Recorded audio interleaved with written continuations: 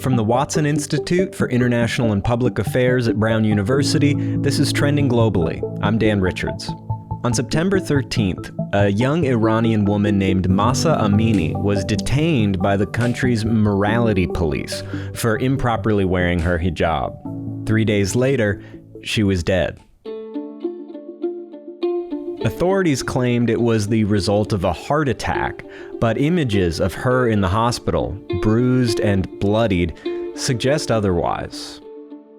The images, along with the government's cover-up surrounding the details of her death, have sparked a protest movement in Iran unlike any the country has seen.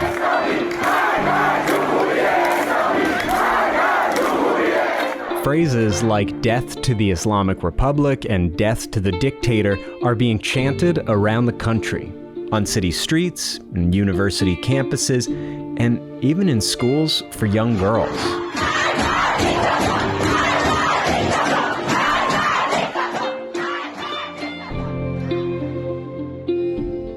But as anthropologist and Watson Professor of International Relations Nadje Al-Ali describes, it's not just the range of participants that make these protests unique.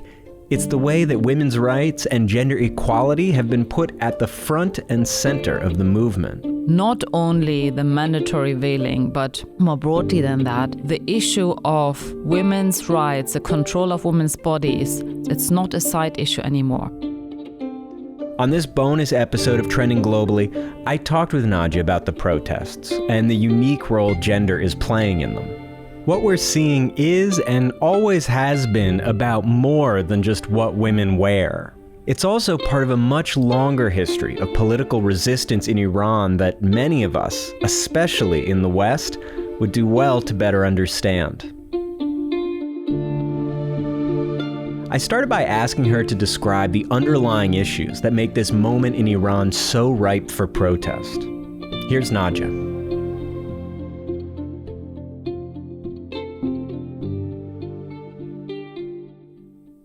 Well, there are lots of different reasons, as you might imagine. So one reason, and I'm actually surprised people don't talk about it, is that Iran has been under economic sanctions for quite a while now and is suffering from a severe economic crisis.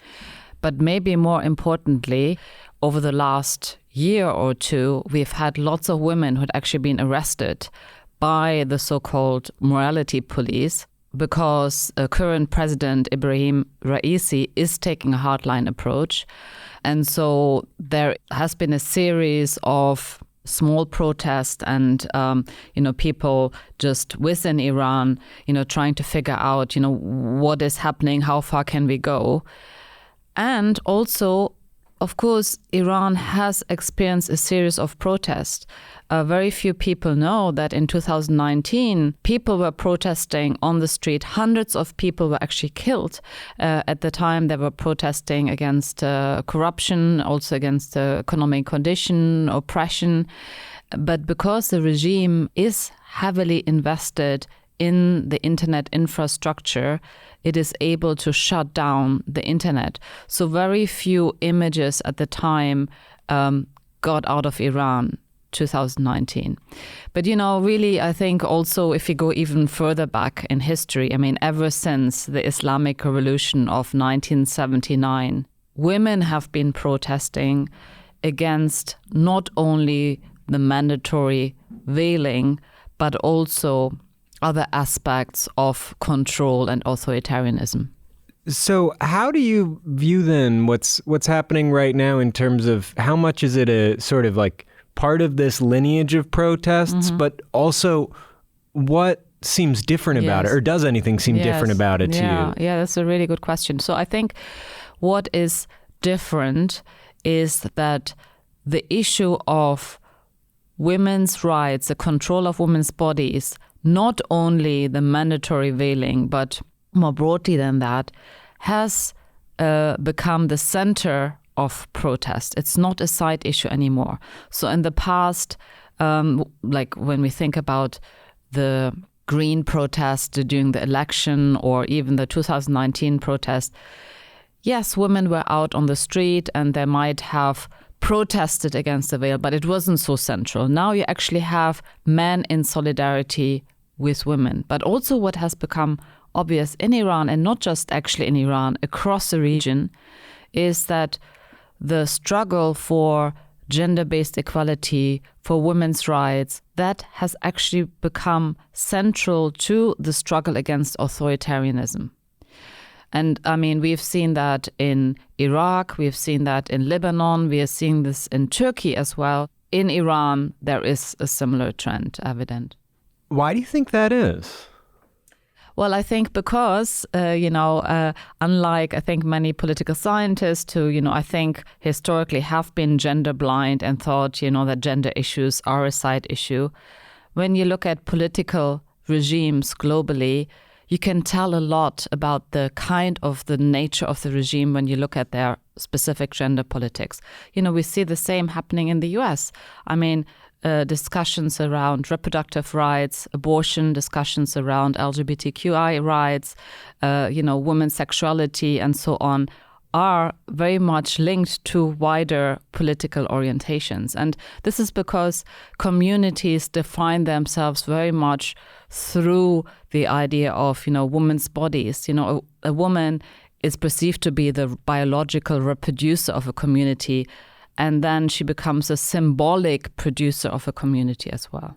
Can I go back to your question of what is different? Yeah. The other thing that I feel people haven't really addressed a lot is the fact that Mahsa Amini was Kurdish.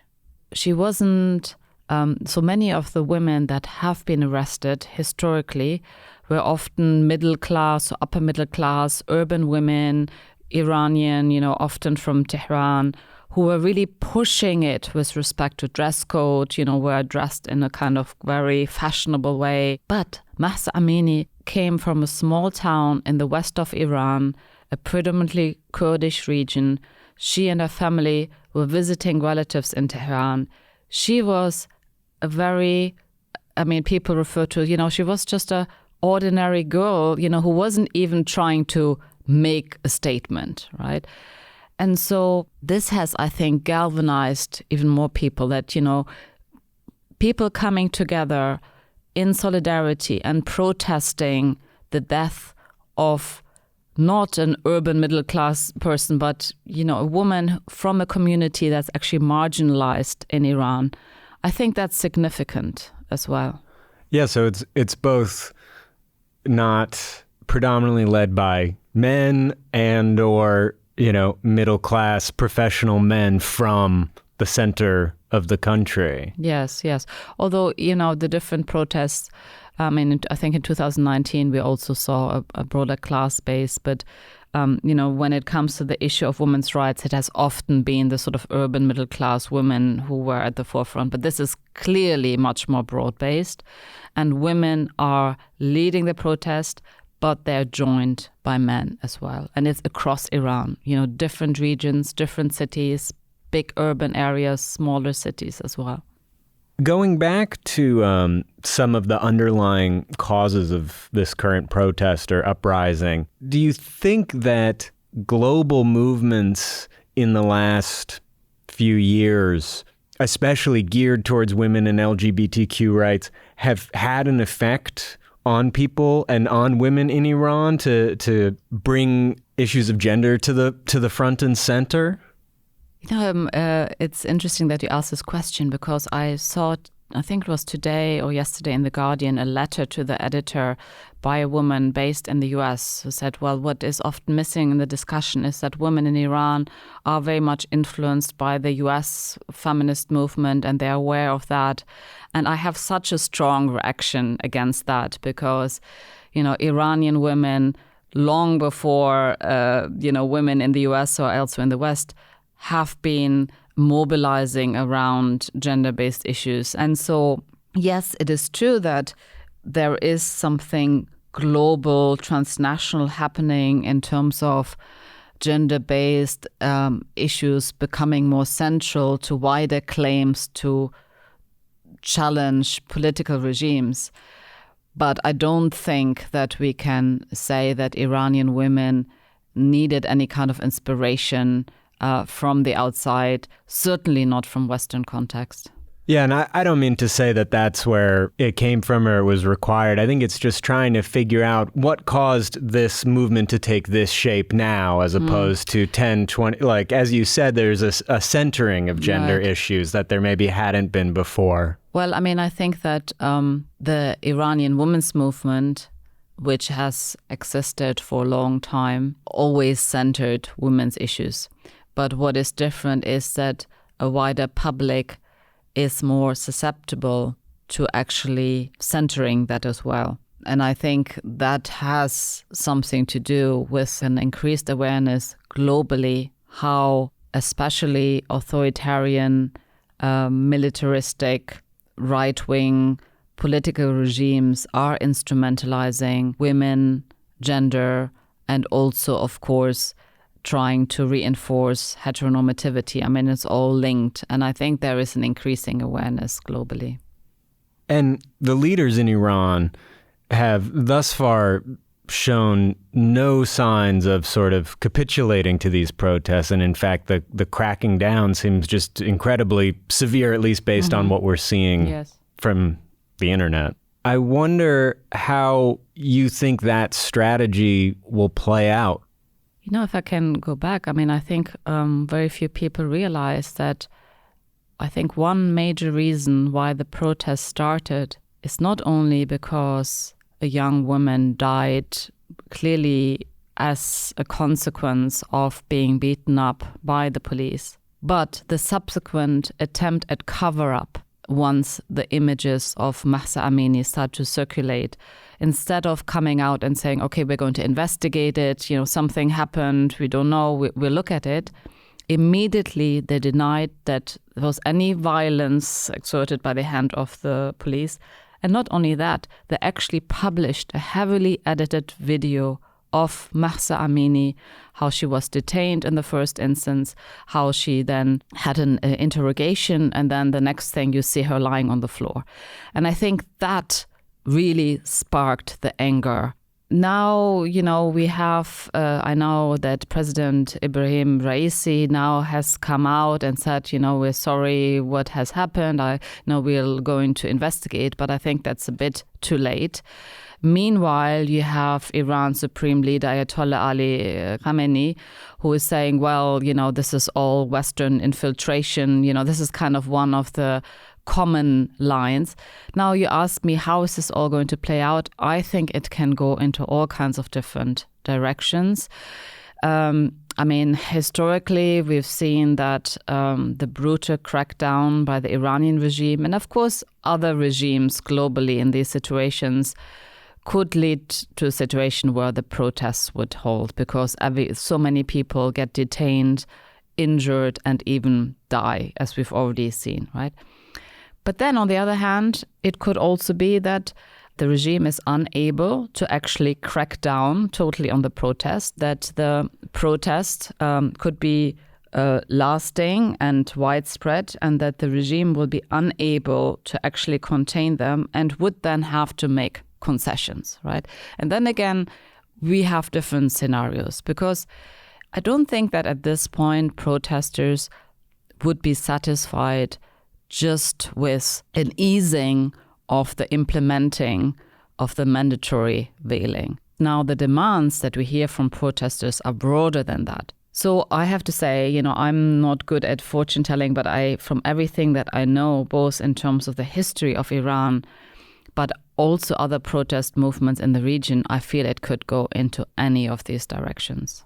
You know, as you're describing it, I can't help but think of protest movements that have shook so many countries around the world, including the U.S., over the last few years, particularly the precipitating event of this sort of footage of violence to a marginalized person that's sort of irrefutable.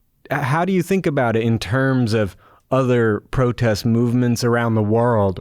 Well, I think there are parallels. I mean, you know, you had in Tunisia, you had the images of food seller who was attacked by police that sort of sparked the protest. In Egypt, you also had images of young man who was killed by the police that sparked off protest.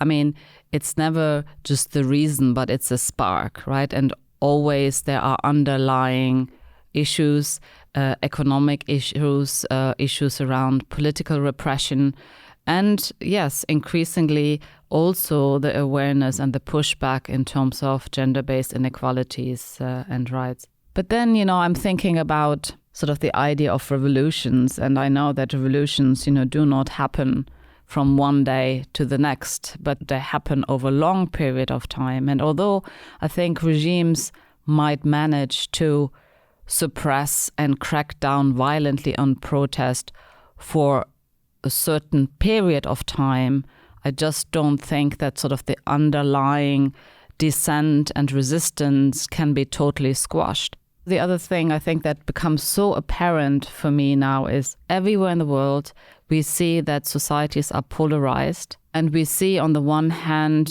various forms of right-wing movements, while you also have progressive political ideas and movements that are really centering the idea of gender-based rights and LGBTQ rights and, are working also against racism and the discrimination of any marginalized groups. We see this everywhere, right? And we know that in Iran, there will be people who are supportive of the regime. As we know, there are people in the US who were supportive of Trump or are supportive of racism, right? So we see these polarizations everywhere in the world. Is there a leader or some sort of larger organization behind these protests? As far as I know, and everything that I've heard from Iranian women activists and also what I've read, currently there is no leader.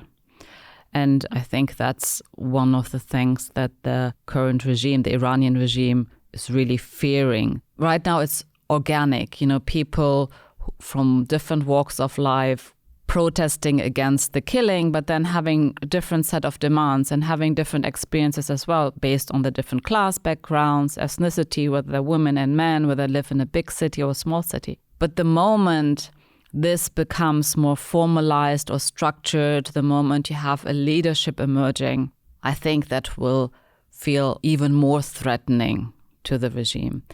Now, when I look at other protest movements, like in Egypt, for example, also Sudan to some extent, I mean, that's one of the problems, that it's difficult for such a leadership to emerge. Because partly it's contrary to what is happening. I mean, people are reacting to these more hierarchical, authoritarian political structures, and it's more of a sort of really, democratic in the true sense of people just coming together, galvanizing around common causes. And maybe if you start to dig a bit deeper, maybe also having actually different views on certain issues, but they come together on some basics.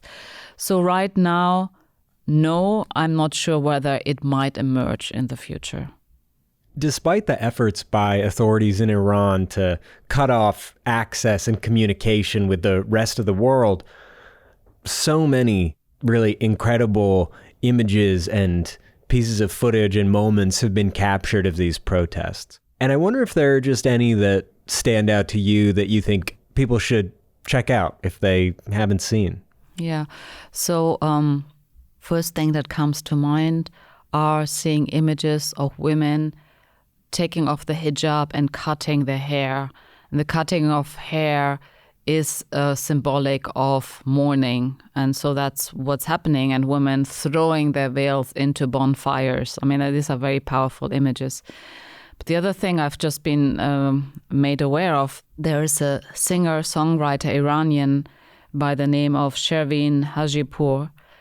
And he wrote a song based on social media excerpts of people stating why they're joining the protest. So, I joined the protest because I want freedom for women, or because kissing on the street is not allowed. And he wrote this beautiful song, which is called Barrage, which means for or because of.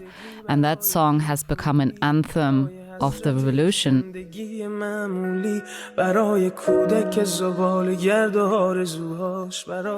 And it's being played during the protests, it's being played in the diaspora.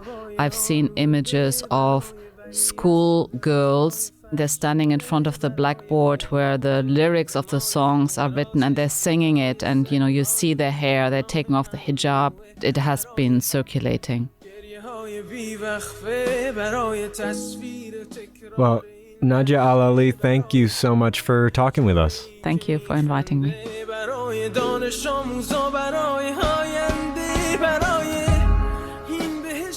This episode was produced by me, Dan Richards. Our theme music is by Henry Bloomfield. Additional music by the Blue Dot Sessions. We'll put a link to this song in the show notes. If you like Trending Globally, leave us a review on Apple Podcasts, Spotify, or wherever you listen. It really helps others find us. And if you haven't subscribed to the show already, please do that too.